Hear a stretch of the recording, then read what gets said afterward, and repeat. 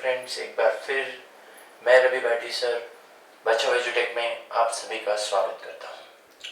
तो चलिए fluid mechanics के अगले लेक्चर की ओर बढ़ते हैं। हमने अब तक इस लेक्चर में जो देखा है वो ये देखा था कि वेरिएशन इन प्रेशर या वेरिएशन ऑफ प्रेशर का वेरिएशन हमने देखा था। दो तरीके से हमने आपको सिखाया है वेरिएशन किस तरह से होता है प्रेशर में। एक सिखाया था वर्टिकली, एक सिखाया हॉरिजॉन्टली, है ना। एक हॉरिजॉन्टली सिखाया गया, एक वर्टिकली सिखाया गया। सारी बातें हम कर रहे हैं स्टैटिक फ्लूइड के लिए। स्टैटिक फ्लूइड जब रेस्ट में होता है तब की हम बात कर रहे हैं, ठीक है। वर्टिकली में हमने ये वाली बात देखी थी कि प्रेशर जो होता है वो होता है एटमॉस्फेरिक प्रेशर प्लस रो जी एच। एटमॉस्फेरिक प्रेशर प्लस रो जी एच, ये वाली वैल्यू होती है प्रेशर की वर्टिकल के केस में। दूसरी बात हमने देखी थी हॉरिजॉन्टल में प्रेशर दो पॉइंट पर एक जैसा होता है, यानी कि एक लेवल पर पूरी लेवल पर प्रेशर एक जैसा होता है। ये वाली बात हमने सीखी थी, ठीक है। ये तब की बात थी जब फ्लूइड स्टैटिक हो। अब हमें देखना है एक्सेलरेटेड फ्लूइड की कहानी। एक्सेलरेटेड फ्लूइड में क्या होता है, ठीक है। चलो आइए, बहुत अच्छा चैप्टर है। अभी तक का सारा चैप्टर आपको समझ में आया है।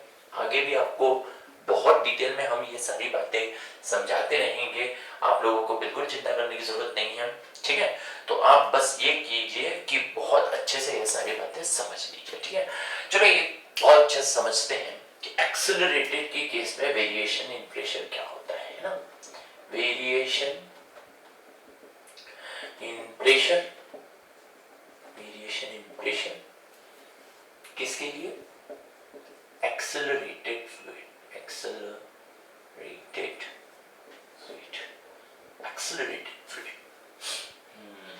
एक्सेलरेटेड फ्लूइड है ना।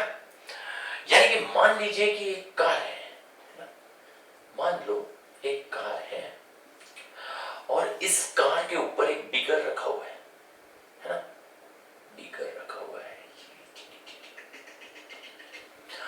इसके अंदर हमने लिक्विड ले गया।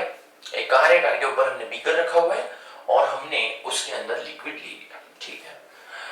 अब मान लो कि ये कार इस डायरेक्शन में एक्सेलरेट हो जाती है।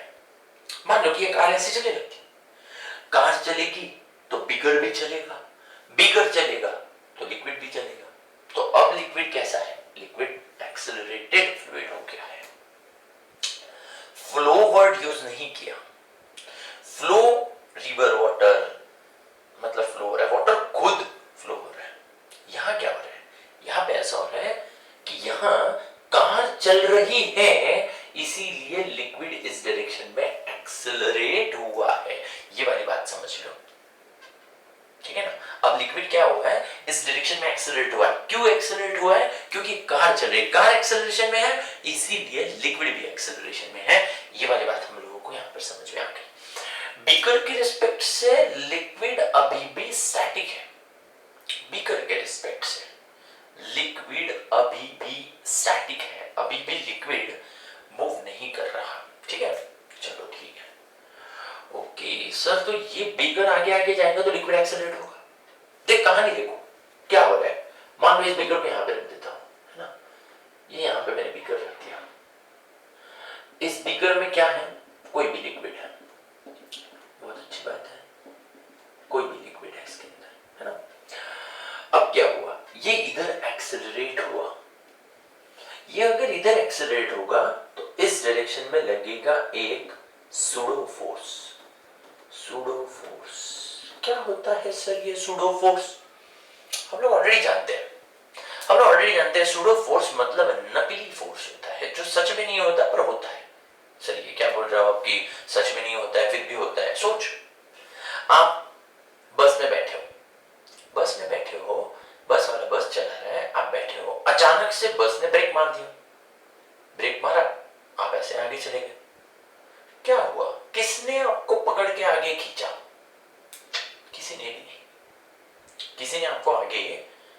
फोर्स लगाया क्या? नहीं, एक सूडो फोर्स, एक नकली फोर्स वहां पे एग्जिस्ट कर रहा था जिसने आपको अगली ओर खींचा है। वैसे ही अगर आप सोचो इस व्हीकल को अचानक से इधर खींचा जाए तो ऐसे इस डायरेक्शन में एक सूडो फोर्स लगेगा। Force is equal to mass into acceleration. लिख देता हूं यहां पे m इनटू a। ओके, चलो ठीक है, तो ये बात हमको यहां पर समझ में आ गई। ठीक है, चलो ये बात हमको समझ में आ गई कि कहीं तो भी सूडो फोर्स लगता है। हॉरिजॉन्टल की केस देख रहे हैं ना, हॉरिजॉन्टली हम जब इसको मूव कर रहे हैं, हॉरिजॉन्टली हम इसको ऐसे मूव कर रहे हैं, तो ये इधर का डायरेक्शन। वाह वाह वाह, ठीक है। अब क्या होता है, देखो इसके ऊपर सारे फोर्सेस कितने लगते हैं, कैसे लगते हैं वो देखो। इसके ऊपर, इस लिक्विड के ऊपर इस डायरेक्शन में लगा एक pseudo force, mass into acceleration, और लिक्विड का जो वेट होता है वो होता है acting vertically downward, weight mg। तो इन दोनों का रिजल्टेंट, ये तो horizontal force, horizontal acceleration, horizontal pseudo force, ये वर्टिकल है, दोनों एक दूसरे परपेंडिकुलर। इफेक्टिव रिजल्टेंट फोर्स किधर आएगा?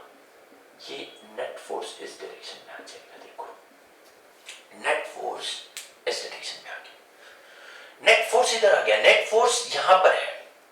ओके, मतलब ऐसा वाला फोर्स इसके ऊपर लगा।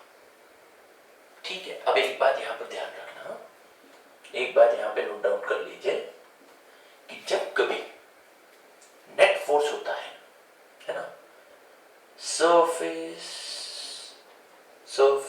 of accelerated fluid, लिक्विड बोल देता हूं, लिक्विड, फ्लूइड बोलने से अच्छा सिर्फ लिक्विड भी बोल सकते हैं हम लोग, गैस को तो ना सरफेस होता है ना, लिक्विड बोल देते हैं, चलेगा। Surface of accelerated liquid is always perpendicular to net force। अरे वाह सर, ये क्या बात हुई, नेट फोर्स को परपेंडिकुलर होता है? हाँ, मतलब इसकी कहानी कैसी हो जाएगी, इसकी ऐसी कहानी हो जाएगी। ये देखो, ये लिक्विड ऐसा था, इस लिक्विड को इस डायरेक्शन में एक्सेलरेट किया गया, सूडो फोर्स की वजह से नेट फोर्स, एक सूडो फोर्स इधर आ गया, वेट mg नीचे चला गया, नेट फोर्स इस डायरेक्शन में, तो नेट फोर्स को परपेंडिकुलर ये देखो, ये ऐसा हो जाएगा, ये नेट फोर्स सरफेस को परपेंडिकुलर। अच्छा, क्या आप लोगों को नहीं पता कि जब आप ऐसे एक्सेलरेट करोगे तो लिक्विड ऐसे हो जाएगा ना? आप सोचो ना, ग्लास के अंदर पानी है, हम ग्लास को ऐसे खींचते तो वो दूसरी डायरेक्शन में ऐसे हो जाता है उसका लिक्विड। ये देखो 3D में बताता हूं, 3D में देख लो, ये एक ग्लास है, ये एक ग्लास है, 3D में देख लिया, ये ऐसा हो जाएगा, ये सरफेस ऐसा हो गया, देखो है ना, लिक्विड ऐसा हो जाएगा जब आप इस डायरेक्शन में इसको एक्सेलरेट करो, ऐसे खींचा, लिक्विड ऐसा चला गया। समझ में आया सबको? हॉरिजॉन्टली एक्सेलरेटेड फ्लूइड के वेरिएशन इन प्रेशर देख रहे हैं। सर अभी तक प्रेशर वेरिएशन के बारे में तो हमने बात ही नहीं की, ये जो भी हमने बात की, ये प्रेशर वेरिएशन के बारे में तो बात की ही नहीं हमने। चल ठीक है, ध्यान से देखो, अच्छे से देखो, एक बात तो क्लियर हो गई कि यहां कहीं तो भी ये लिक्विड इस तरह से होता है ना। चलो इधर देखो, अब मैं यहां पर आपको प्रेशर के बारे में बताता हूं, प्रेशर की वेरिएशन कैसे होगा। देखो, मान लो ये एक लिक्विड है जिसको हमने इस डायरेक्शन में एक्सेलरेट किया है, यहां से ऐसा, उस एक्सेलरेशन की वजह से उसका सरफेस कुछ इस तरह से बन गया, ध्यान से देखना, उसका कुछ इस तरह से लिक्विड का जो सरफेस है वो ऐसा इंक्लाइन हो गया।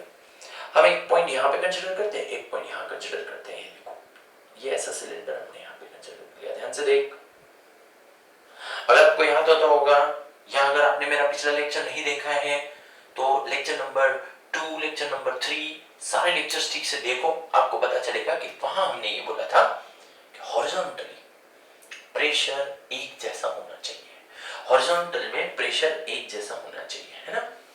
ठीक है, हमने हॉरिजॉन्टल में ऐसा देखा था कि P1 is equal to P2, लेकिन अब यहां पर देखो कैसी केस हो गई। यहां इसके ऊपर एक इस डायरेक्शन में फोर्स लगेगा, एक इस डायरेक्शन में फोर्स लगेगा। यहां से कौन सा फोर्स लगेगा? यहां से जो फोर्स लगेगा वो रहेगा मान लो P1A, है ना। यहां से जो फोर्स लगेगा दैट इज P2A। बहुत अच्छी बात है। एक और चीज, एक्सेलरेटेड होने की वजह से एक सूडो फोर्स इस डायरेक्शन में लगेगा, ये सूडो फोर्स इधर इस डायरेक्शन, मास इनटू एक्सेलरेशन। ओके, अगर मैं आपको ठीक से बताऊं, तो ये पता चला कि इसके ऊपर टोटल फोर्सेस इस सिलेंडर के ऊपर कौन से लगे। एक इस डायरेक्शन में P1A, दूसरा इस डायरेक्शन में P2A, तीसरा इस डायरेक्शन में मास इनटू एक्सेलरेशन। लेकिन वेसल के रिस्पेक्ट से लिक्विड कैसा है? लिक्विड रेस्ट में। वेसल के इससे वेसल के, अगर आप मान लो ना आप बहुत छोटे नन्हे मुन्ने बच्चे हो, आप यहाँ बैठ गए तो आपको पता चलेगा, इस पे बैठ के अगर आप देखोगे तो बेकर अगर रेस्ट में है तो लिक्विड भी रेस्ट में है, यानी कि स्टैटिक। और स्टैटिक कंडीशन में क्या होता है? स्टैटिक कंडीशन में यहाँ दोनों जगह पर एक जैसा प्रेशर होना चाहिए, यानी कि सब कुछ इक्विलिब्रियम में है। तो हमें समझ सकते हैं P2A इस डायरेक्शन में इज इक्वल टू, इधर के डायरेक्शन में दो लोग हैं, एक है P1A और एक है mass into acceleration, pseudo force. ठीक है, क्लियर है। बट हम लोग जानते हैं, but mass is equal to density multiplied by volume. जानते नहीं जानते हम लोग? डेंसिटी मल्टीप्लाइड बाय वॉल्यूम मतलब मास। तो mass is equal to density multiplied, और वॉल्यूम मतलब क्या होता है? Area multiplied by height. Height नहीं बोलता हूं, यहां पे लेंथ बोल देता हूं, चलेगा। ये देखो, ये लेंथ है, यहां से यहां तक ये लेंथ है। ये सिलेंडर जितना बड़ा हम कंसीडर करते हैं ये उसकी लेंथ होती है ना, ये उसकी लेंथ है। क्लियर है सबको? ये सिलेंडर की लेंथ, यही हाइट है ना। सिलेंडर ऐसा ऐसा है ना, वर्टिकल में ऐसा होता है तो हाइट होती है, ऐसा होता है तो लेंथ होती है। ठीक है, तो मास की जगह हम क्या कर सकते हैं? Density into area into length, यहां लिखते हैं। ठीक है, P2A is equal to P1A plus rho A L, और ये एक्सेलरेशन वाला है। अरे वाह, कितनी अच्छी बात है। एरिया एरिया एरिया कैंसिल, तो P2 is equal to P1 plus rho L A, acceleration वाला P2 प्लस रो एल ए। ये चीज हमको यहां पर समझ में आ गई। यानी कि सर आप ऐसे बोल रहे हो यहां पर कहीं तो भी कि pressure second minus pressure first is row L ए। अच्छा, मतलब यहां पर कहीं तो भी इस पॉइंट पे और इस पॉइंट पे प्रेशर में डिफरेंस है, इन दोनों पॉइंट में प्रेशर में डिफरेंस है। किस चीज की वजह से प्रेशर में डिफरेंस है? किस चीज की वजह से प्रेशर में डिफरेंस है? क्योंकि ये एक एक्सेलरेटेड फ्लूइड है। आप जब स्टैटिक फ्लूइड को, एक्सेलरेटेड फ्लूइड नहीं, सिर्फ स्टैटिक फ्लूइड, यहां एक्सेलरेटेड की केस में भी वेसल के रिस्पेक्ट से वो स्टैटिक है, लेकिन सिर्फ स्टैटिक फ्लूइड में हम जब देखते हैं तब सारे लेवल के सारे पॉइंट पर एक जैसा प्रेशर होता है, लेकिन यहां कहीं तो भी इन दोनों पॉइंट में प्रेशर में डिफरेंस आया, यानी कि यहां अलग प्रेशर है, यहां अलग प्रेशर। सब थोड़ा और डिटेल में और थोड़ा अच्छे से होना चाहिए, और डिटेल में होना चाहिए। अच्छा ठीक है, ध्यान से देखो, मान लो इस पॉइंट पे और इस पॉइंट पे की प्रेशर की हम बात कर रहे हैं ना, कि इस पॉइंट पे और इस पॉइंट पे प्रेशर में डिफरेंस है, P2 और P1 इन दोनों में डिफरेंस है। ठीक है, मुझे एक बात बताओ, यहां पर प्रेशर एटमॉस्फेरिक प्रेशर होगा सर? यहां क्यों? यहां यहां यहां यहां यहां सभी जगह पे एटमॉस्फेरिक प्रेशर ही रहेगा।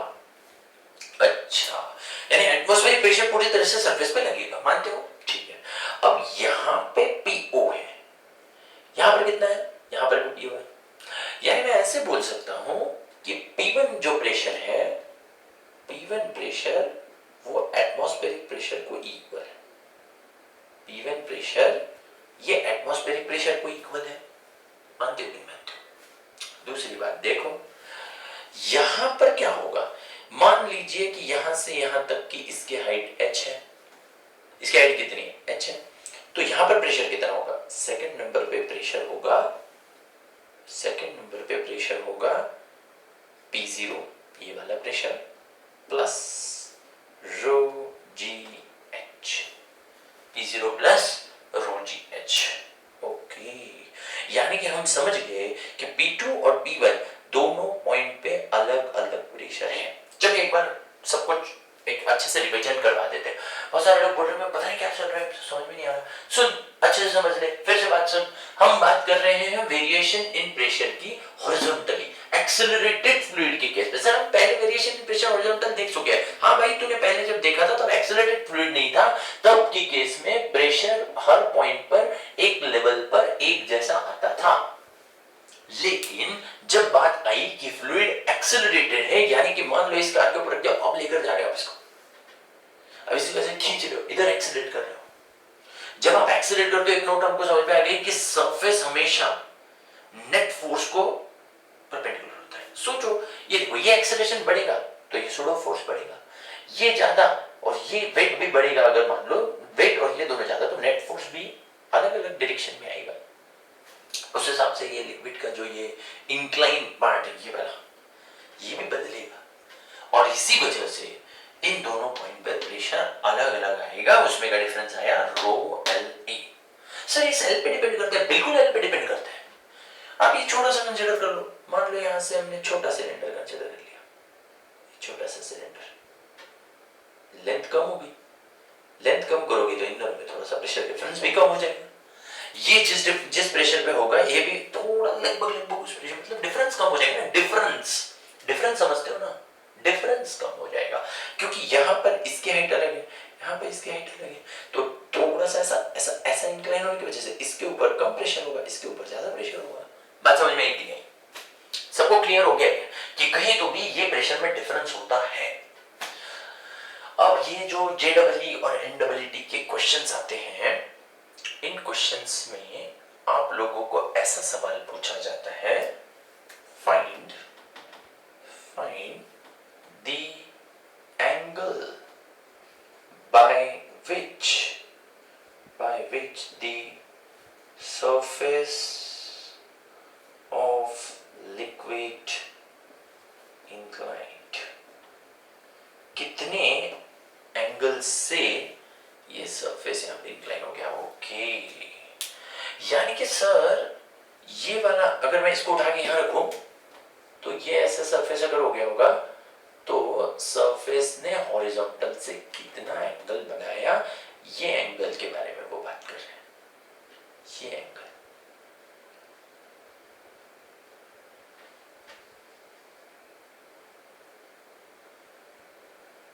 थीटा, इस एंगल को फाइंड आउट करने की बात कर रहे हैं। तो कैसे फाइंड करेंगे, चलिए इधर देखो, ये यहां से निकाल देता हूं, है ना। ये नोट हमें याद रहेगी, होपफुली आप लोगों ने नोट डाउन कर लिया होगा, बट अदरवाइज ये वीडियो को थोड़ा सा फिर से रिवाइंड कर दो और फिर उसके बाद में उसमें से सब नोट डाउन कर लो। चलो ठीक है, चलो ये वाली चीज को और अच्छे से यहाँ पे ड्रॉ कर लेता हूँ एक बार, और आपको थोड़ा सा क्लियर अच्छा आइडिया आने के लिए।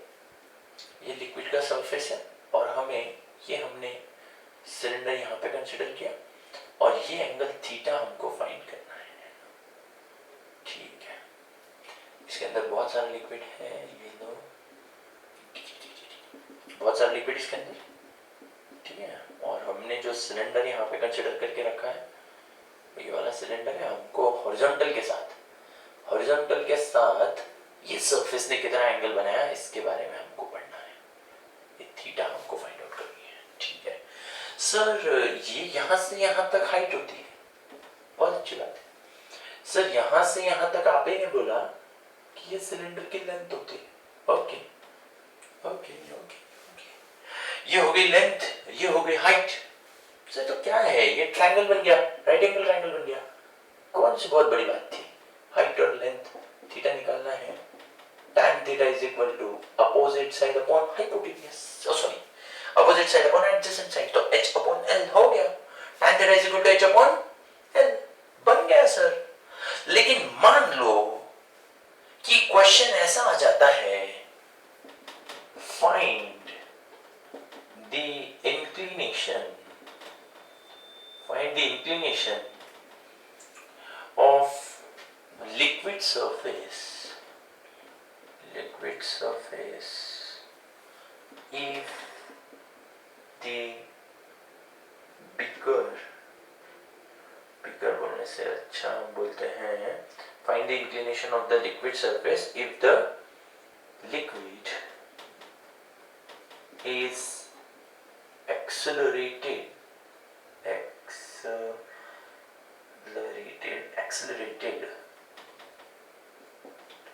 by 5 metre per second square. Sir यहाँ पर हमें सवाल पूछा गया है, देखो आप लोग सोच रहे होंगे सर आपने क्वेश्चन रट्टा मारा है कि नहीं यार, क्या हुआ, बहुत सारे कंसेप्ट क्लियर होने के बाद हम हमारे हिसाब से क्वेश्चंस बना सकते हैं। जैसे अब मुझे बहुत ज़्यादा पब्लिकेशंस रेफर कर लिया, डीसी पांडे पढ़ लिया, सिंकेज पढ़ लिया, कहीं तो भी अरिहंत के सारे वॉल्यूम्स पढ़ लिए, एसएल अरोड़ा पढ़ लिया, तो बहुत सारे वॉल्यूम्स पढ़ने के बाद हमें इतना फिजिक्स का नॉलेज आ जाता है कि हम हमारे न्यूमेरिकल खुद बना सकते हैं। अरे वाह सर कितनी अच्छी बात है, हमको यहाँ पर फिजिक्स के न्यूमेरिकल नहीं आते, आप न्यूमेरिकल खुद बना लेते हो। क्या है कारण, क्या है डिफरेंस, क्या है हम लोगों में डिफरेंस? ये है कि मैंने इन सारे पब्लिकेशंस को रेफर करके सारे कॉन्सेप्ट्स क्लियर करने की कोशिश की और अपने आप को फिजिक्स में इतना बिल्डअप किया। मैं आप लोगों को भी यही एडवाइस दूंगा कि आप सब भी अलग अलग पब्लिकेशंस में से बहुत सारी पढ़ाई कीजिए और जितना सारा नॉलेज बहुत सारे पब्लिकेशंस से मिक्सअप करके मैं सारा का सारा नॉलेज आपके सामने रखने की कोशिश करता हूँ। हमेशा इन सारे लेक्चर्स को देखिए और तो और इन सारे लेक्चर्स में अगर कोई डिफिकल्टी है तो मुझे जरूर पूछिए, ठीक है? तो चलो यहाँ पे मैंने क्वेश्चन बनाया है अभी ताजा एकदम गरम।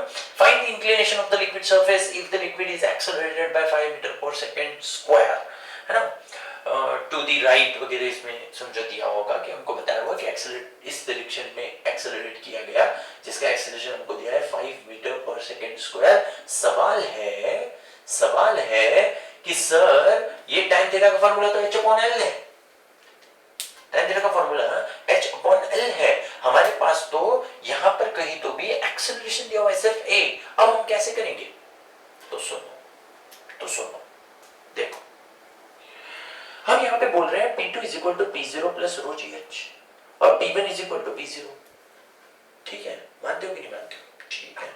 दूसरी बात, P2 minus P1 होना चाहिए rho L, P2 minus P1 is equal to rho LA, okay? P2 कितना है? P2 है P0 plus rho GH minus P1 कितना है? P1 P0 है, अरे वाह, is equal to rho LA, ठीक है? यहाँ पे क्या हुआ? P0 से P0 कैंसिल हो गया, बहुत अच्छी बात। rho GH rho LA को इक्वल हो गया, रो एक दूसरे से क्या हो गए? कैंसिल हो गए। तो क्या हुआ? GH is equal to LA, अरे वाह, यानी कि ये L जो यहाँ पे मल्टीप्लाई हो रहा है इधर आकर डिवाइड होगा, यानी हम ऐसे लिख सकते हैं H upon L is equal to G upon A, sorry A upon G, है ना? ये देखो ना, L इधर आके डिवाइड हो गया, G इधर आके डिवाइड हो गया, यानी कि H upon L की जगह हम A upon G लिख सकते हैं, यानी कि हाइट अपॉन लेंथ का ratio acceleration upon acceleration due to gravity होता है, यानी कि इस फॉर्मूले को हम ऐसे भी लिख सकते हैं कि tan theta is equal to acceleration upon G। तो tan theta is equal to acceleration कितना? एक्सेलरेशन हमको गिवन है 5, G कितना होता है? वैसे तो 9.8 होता है, मैं 10 ले लेता हूं, तो tan theta is equal to 0 is equal to कितना हुआ? tan theta is equal to हो गया 0.5, यानी थीटा इज इक्वल टू कितना हुआ? tan inverse of 0.5।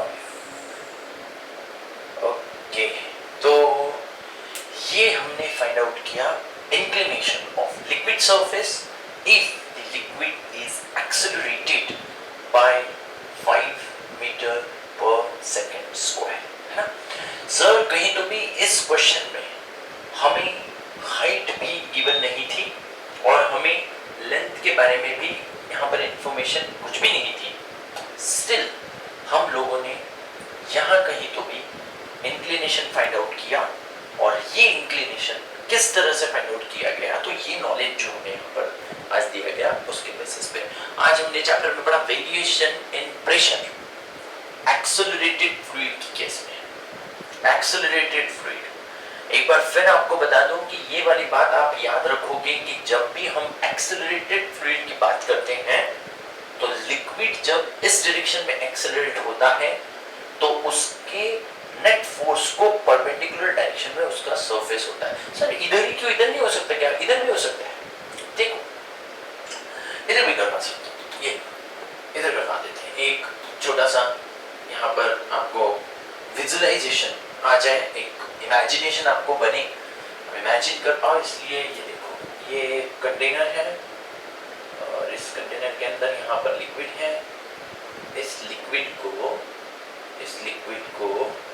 जब हम इस डायरेक्शन में एक्सेलरेट करेंगे, इस कंटेनर को इनफैक्ट इस कंटेनर को जब हम इस डायरेक्शन में एक्सेलरेट करेंगे, इस डायरेक्शन में एक्सेलरेशन करने की वजह से इसके ऊपर सूडो फोर्स इस डायरेक्शन में, तो weight mg acting vertically downward, दोनों का जो नेट आएगा वो आएगा F नेट इस डायरेक्शन में।